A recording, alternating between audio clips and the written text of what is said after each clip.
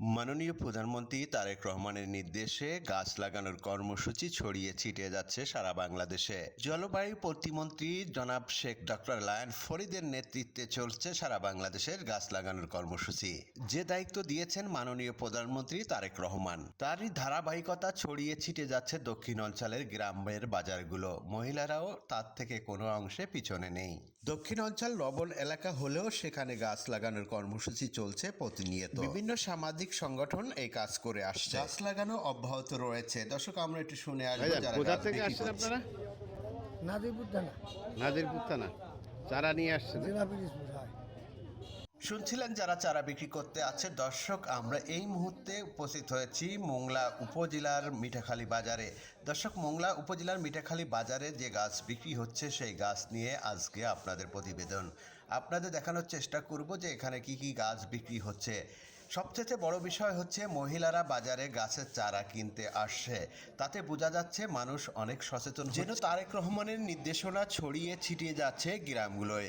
দর্শক, আপনারা দেখছেন যে গ্রামের বাজারে কত ভিড় পড়েছে চারা কেনার জন্য। বিভিন্ন ধরনের ফলযোগ বনযোগ যে গাছ আসছে ট্রলার ভরে এবং লঞ্চ। বাগেরহাটের দক্ষিণ অঞ্চলে রামপাল মোংলা উপজেলা লবণ হলো গাছ বাইরের থেকে অর্ডার করে আনা হচ্ছে এই অঞ্চলে গাছ লাগানোর জন্য। গাছের চাহিদা বেশি থাকার কারণে বিভিন্ন এলাকা থেকে গাছ এসে গাছ বিক্রি হচ্ছে এই হাটগুলোতে।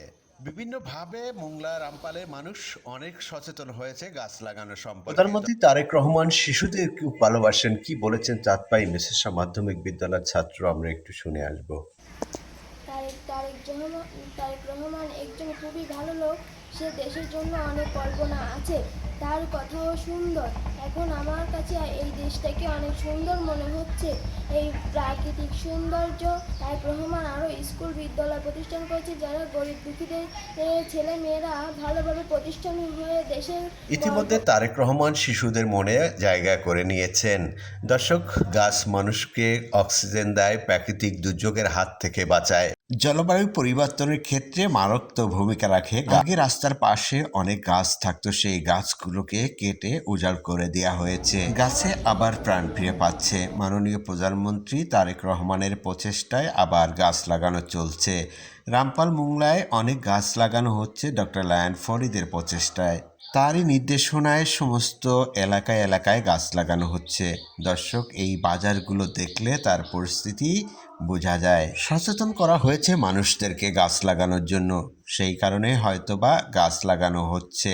বাংলাদেশের বিভিন্ন জায়গায় প্রতিমন্ত্রী ডক্টর লায়ন ফরিদ তিনি বাংলাদেশের বিভিন্ন জায়গায় বিভিন্ন প্রান্তে ছুটে যাচ্ছেন গাছ লাগানোর জন্য। তার এই প্রচেষ্টা একান্তভাবে বাংলাদেশে দরকার ছিল। এরম একজন জলবায়ু প্রতিমন্ত্রী আমাদের রামপাল মোংলায় হওয়াতে আমরা গর্বিত। কতটা মানুষের কাছে তিনি যেতে পারেন, খাল বিল পাহাড় জঙ্গল উপেক্ষা করে তিনি ছুটে বেড়াচ্ছে এ প্রান্ত থেকে ও প্রান্ত। তিনি যখন এমপি ছিলেন না, মন্ত্রী ছিলেন না, তখনও অনেক সামাজিক কাজ করেছেন ডক্টর লায়ন ফরিদ। কৃতিক সামাজিক এই কর্মকাণ্ড যারা করে থাকেন তাদের ভিতর লায়ন ফরিদ একজন। দর্শক, আমরা এখন এই যে গাছগুলো দেখছি, কী কী গাছ এখানে আছে সেই বিষয়ে আপনাদেরকে অবগতি করব। যারা এখানে গাছ নিয়ে আসেন অনেক দূরের থেকে আসেন, বরিশাল থেকে আসেন, অনেক দূর দূর থেকে আসেন। পিরোজপুর বরিশাল এই এলাকার লোকজন লঞ্চ নিয়ে কিংবা ট্রলার নিয়ে আমাদের এই এলাকায় এসে থাকেন। দর্শক, এই যে জায়গাটায় আমরা উপস্থিত আছি রামপাল মোংলা মিঠাখালী বাজার, সেখানে আমরা আছি বাগেরহাট জেলায়। দর্শক, আপনারা দেখছেন একটা বাজারের দৃশ্য। এই বাজারে কতগুলো গাছ উঠেছে, ছোট্ট একটি বাজারে গাছ উঠেছে। সবাই গাছ লাগানোর জন্য সচেতন হয়েছে। আমরাও চেষ্টা করব সবাই যেন গাছ লাগাতে পারি। এখানে আম গাছ, কাঁঠাল গাছ, লিচু গাছ, সবেদা গাছ, তারপরে পেয়ারা গাছ, নারকেল গাছ, সুবরি গাছ, এরকম নানান ধরনের নানান জাতের গাছ উঠেছে। দর্শক, আমি বিদায় নিচ্ছি, রুহুল আমিন গুরু। আপনাদের সাথে দেখা হবে। আসসালামু আলাইকুম।